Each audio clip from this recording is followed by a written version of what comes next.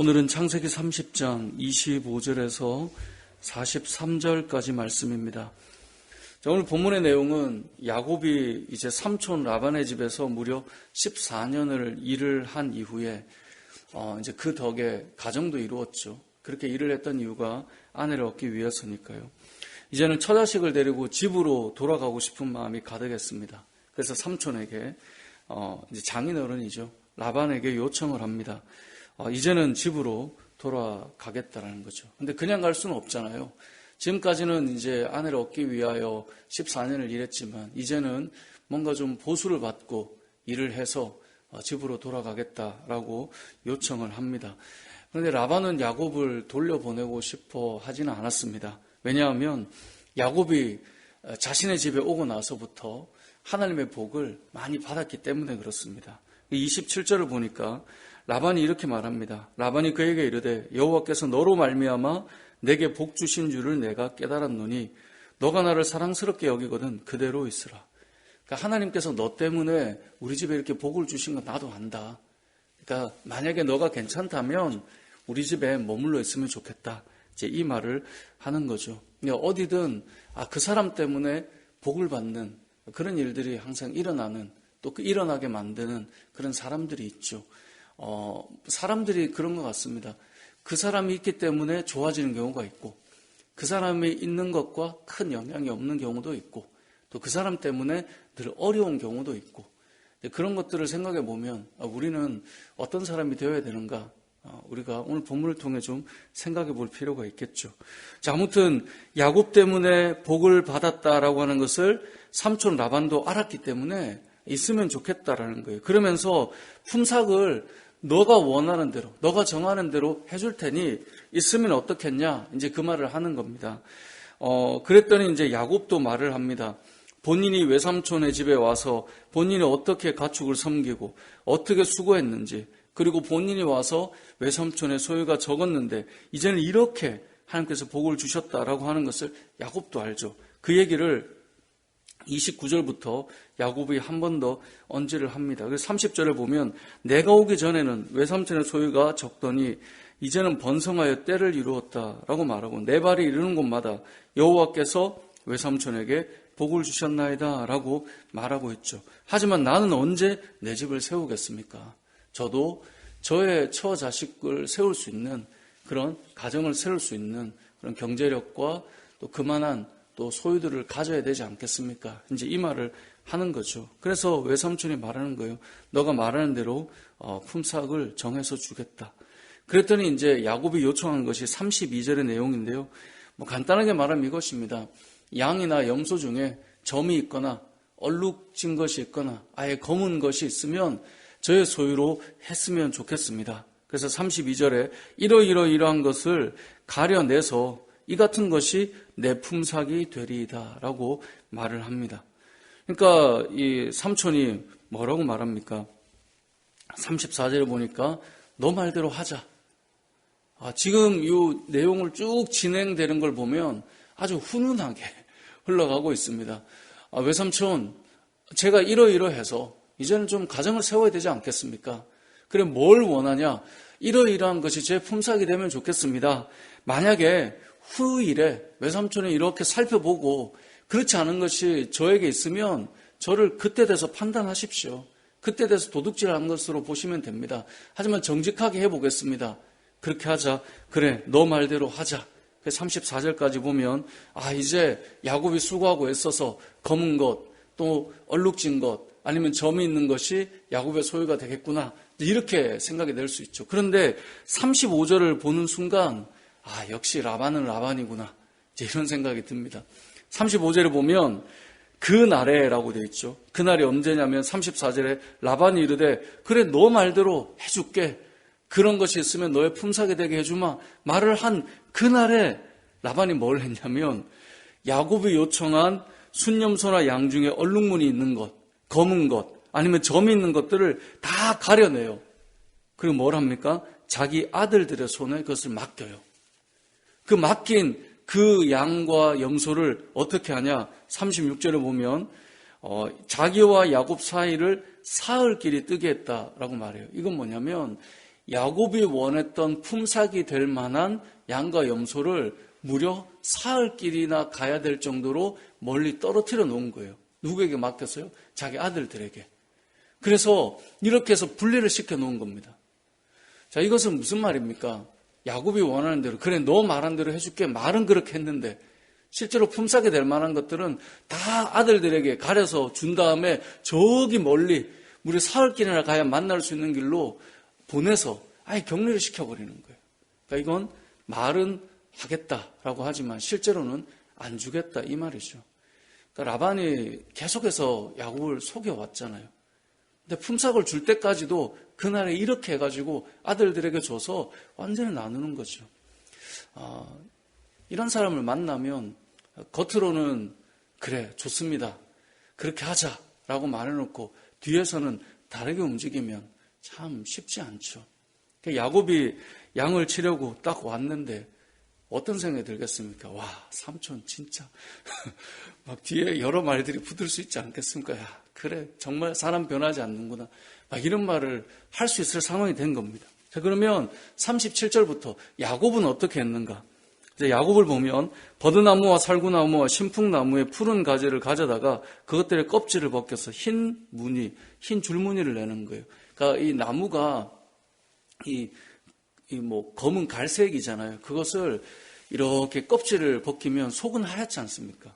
그렇게 해서 벗겨서 흰 줄무늬와 이 검은색이 보이게 하니까 알록달록하게 보이게 나무를 만든 거예요.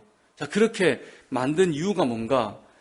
그때 당시에 우리도 그렇지 않습니까? 아기를 낳으면 어릴 때 어르신들이 좋은 것만 보게 하고 이쁜 것만 보게 하고 또 아이가 뱃속에 있을 때 좋은 태교라고 하면서 좋은 것들을 보게 하죠. 왜 그렇습니까? 보는 것이 영향이 있다고 생각을 하거든요. 이때 당시에도 그랬습니다.